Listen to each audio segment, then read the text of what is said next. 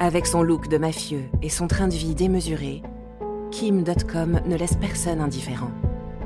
Génie du marketing et de l'autopromotion, il a su se fabriquer l'image d'un hacker de génie, doublé d'un entrepreneur visionnaire.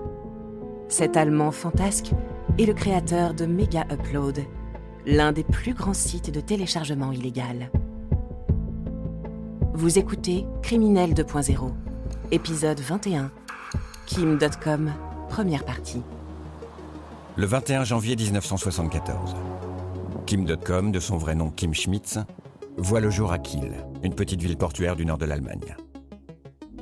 Son père est marin et travaille tous les jours au port comme capitaine de paquebot.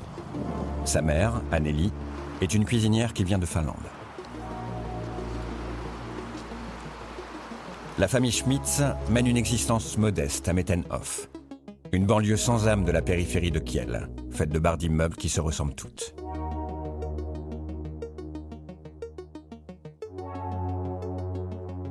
Derrière ce grand sourire d'enfant, difficile d'imaginer que la jeunesse de Kim est alors particulièrement difficile.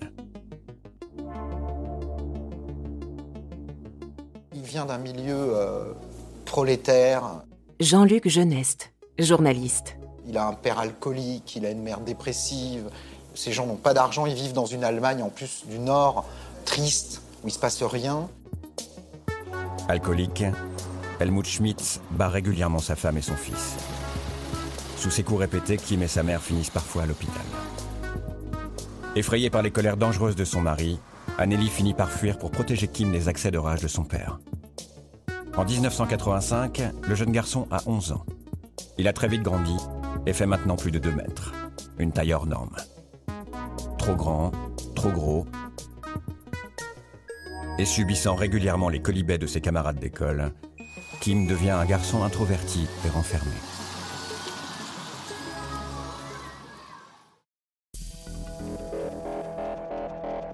Un soir, pour tenter d'égayer la vie de son fils, Anneli Schmitz ramène à la maison une curieuse machine. Un Commodore. Cette maman qui culpabilise de voir la vie triste de son gamin, qui marche pas bien à l'école, cette maman va faire des économies et va se saigner pour lui payer cette console, va lui payer cet ordinateur.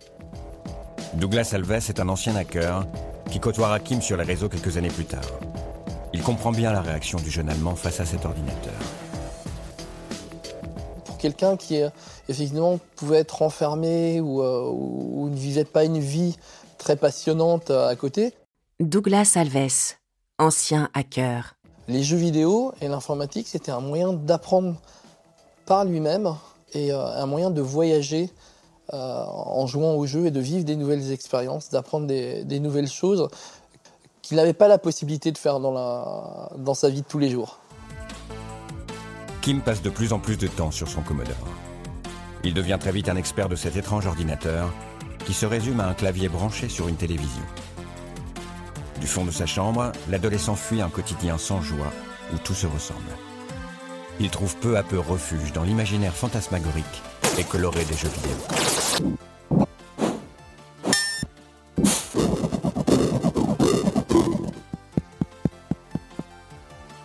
On peut se demander si lui-même, en tant qu'enfant obèse, et peut-être adolescent obèse, le complexe que ça a créé aussi a fait qu'il fallait qu'il trouve un espace. Michael Stora, psychologue. Où il gagne. Quelque part, cette machine va compenser tous les manques qu'il a dans son entourage familial. Et là, il va plonger dans un autre monde. Et en fait, il va, à partir de là, démarrer ce qui va être en fait sa vie, c'est-à-dire l'informatique, les ordinateurs. À 13 ans, en 1987, constamment plongé sur son Commodore, Kim découvre qu'il peut, grâce à sa machine, faire autre chose que jouer. Il commence progressivement à programmer et bidouiller des lignes de code informatique. À l'époque, quand on utilise une machine, on va avoir tendance à vraiment comprendre ce qu'il y a dans la machine. Quand on achète un Commodore 64, quand on achète n'importe quelle machine 8 bits de l'époque, on n'a pas d'OS graphique comme aujourd'hui avec des fenêtres, des dossiers, un bureau. On a un BASIC qui apparaît la plupart du temps. Un BASIC, c'est un langage de programmation universitaire. C'est une vraie invitation à la programmation.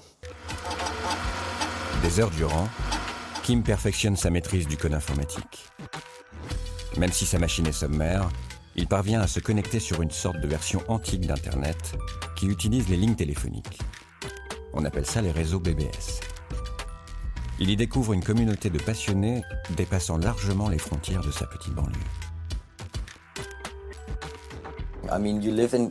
Je veux dire, vous vivez à Kiel, vous êtes un nerd à une époque où la plupart des gens ne savent même pas ce que ce mot signifie.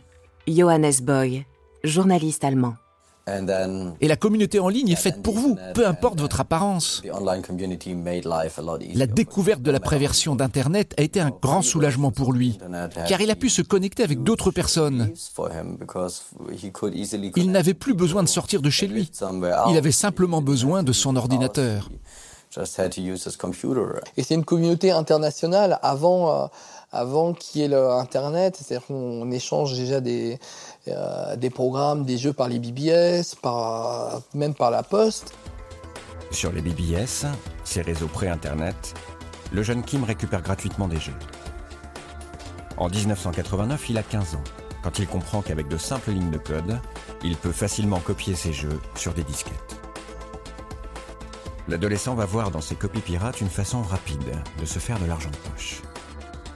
Dirk Engling est le porte-parole du CCC, un des plus puissants groupes de hackers du monde. Un club fermé et très discret qui a accepté de nous parler de Kim Schmitz.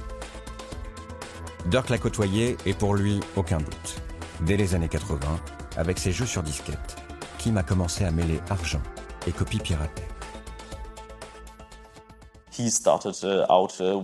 Déjà, dans la cour de récréation, Dirk Engling, porte-parole du Chaos Computer Club. alors que tous les autres enfants s'échangeaient des jeux, sur format cassette à l'époque, Kim était le seul à vendre des copies de jeux à ses camarades. Cette façon de faire, on l'a ensuite retrouvée tout au long de sa vie. Avec cet argent facilement gagné, Kim peut maintenant s'acheter les ordinateurs modernes qu'il rêvait de s'offrir. Tout est sa passion, il délaisse l'école. À 16 ans, sans diplôme, il stoppe totalement ses études. Pour lui, les choses sont claires. Grâce à ses connaissances en informatique, il peut maintenant se faire un nom et quitter la grisaille de Kiel. Lui-même raconte qu'il n'a pas été très heureux lorsqu'il était enfant. De toute manière, son parcours montre qu'il a cherché à quitter la petite ville de Kiel et sa banlieue dans le nord de l'Allemagne pour réaliser de grandes choses. Il voulait devenir quelqu'un que les gens connaîtraient dans le monde entier. Ce sont certainement des choses impossibles à réaliser quand on s'appelle Monsieur Schmitz, un des noms les plus portés en Allemagne et que l'on habite Kiel.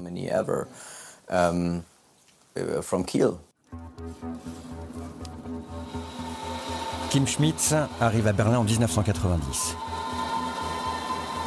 Le mur qui séparait la ville en deux vient de tomber et l'enthousiasme est de mise. La nouvelle capitale est en plein bouillonnement.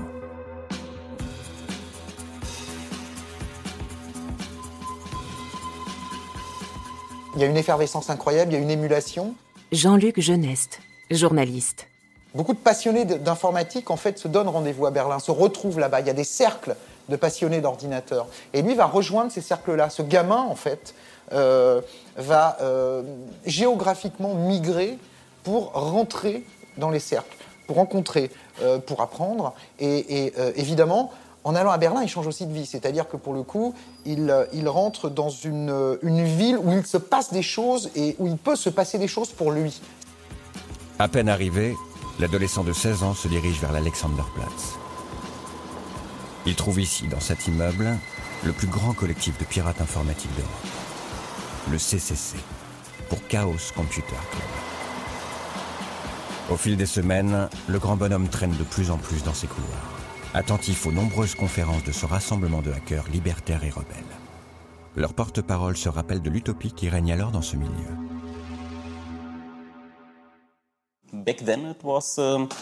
À l'époque, il s'agissait de passionnés qui se procuraient des ordinateurs Dirk Engling, porte-parole du Chaos Computer Club. et cherchaient à en comprendre le fonctionnement. Il y avait aussi des philosophes, des penseurs, qui avaient compris que les machines pouvaient rendre le monde meilleur. En somme, de doudingues, des précurseurs, qui, comme souvent, sont les premiers à changer le monde.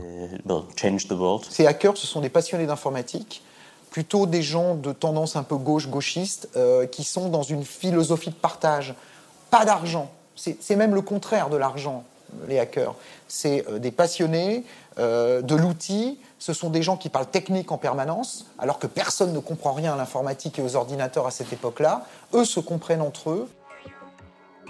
Pour devenir membre du CCC, Kim Schmitz doit faire ses preuves en démontrant de fortes capacités en informatique. Mais dès les premières sessions de programmation autour d'un ordinateur, le jeune homme s'avère beaucoup moins doué qu'il ne le pense.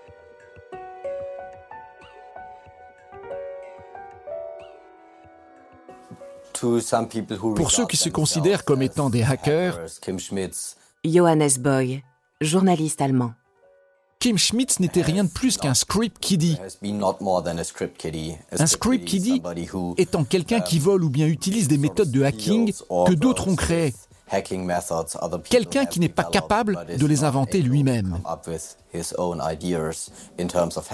Kim n'est pas forcément un très bon hacker. Douglas Alves, ancien hacker. Et que par contre, c'est quelqu'un qui est très malin pour utiliser les outils des autres, d'autres programmeurs, pour pouvoir les utiliser à son compte, parce qu'il comprend la technologie, hein, c'est pas non plus un total ignare. Je pense que c'est plutôt quelqu'un qui a compris l'avantage qu'il pouvait tirer de ce milieu et de cette aura.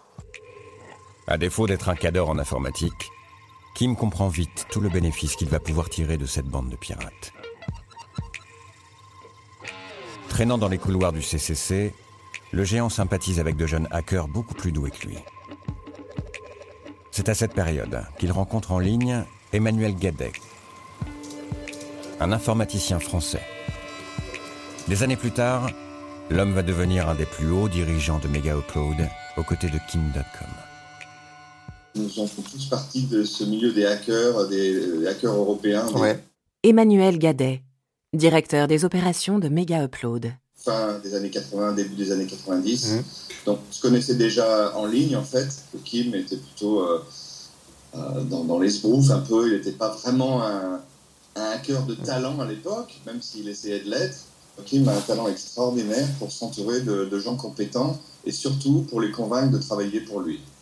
C'est quelqu'un qui a une personnalité très, très particulière, qui sait attirer et manipuler, c'est pas vraiment le terme, mais disons faire que les gens le suivent, soient passionnés par ce qu'il fait et aient envie de le faire avec lui. Entouré de jeunes hackers, Kim se remémore les jeux vidéo qu'il vendait dans la cour de son école. Il entreprend alors de se lancer dans la revente d'autres données encore plus rentables. Son groupe, qu'il baptise Dope, parvient à voler sur les serveurs informatiques de compagnies américaines une liste de codes PBX. Des codes permettant d'utiliser gratuitement le téléphone qu'il revend ensuite au prix fort sur les réseaux pirates.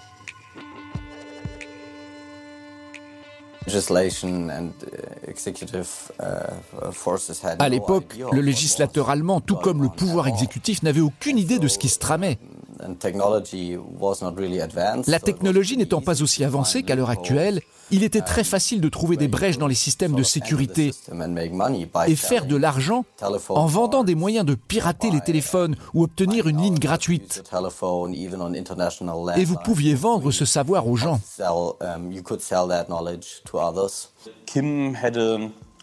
Kim n'avait pas vraiment une attitude de hacker, mais il pouvait voir s'il y avait de l'argent à faire avec nos activités.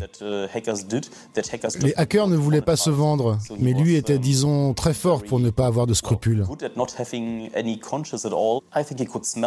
Je pense qu'il sentait qu'il y avait de l'argent à se faire grâce aux pirates informatiques.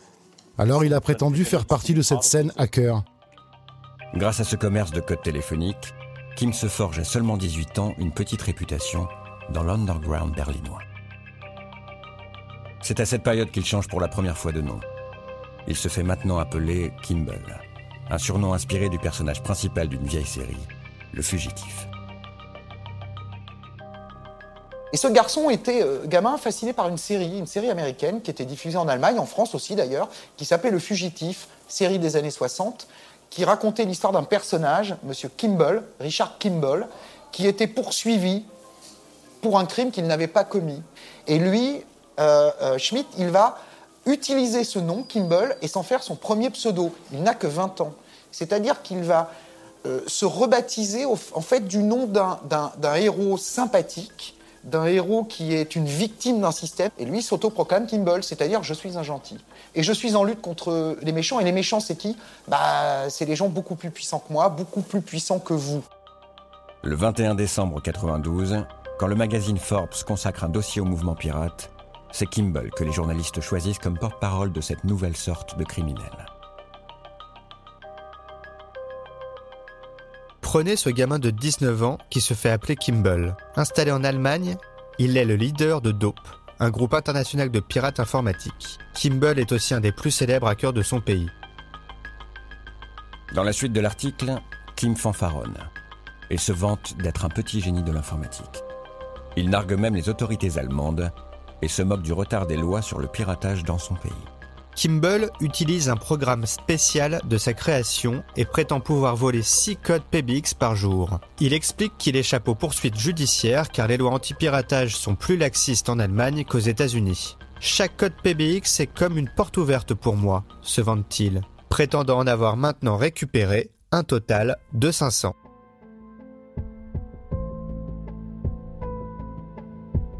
Vous venez d'écouter Criminel 2.0.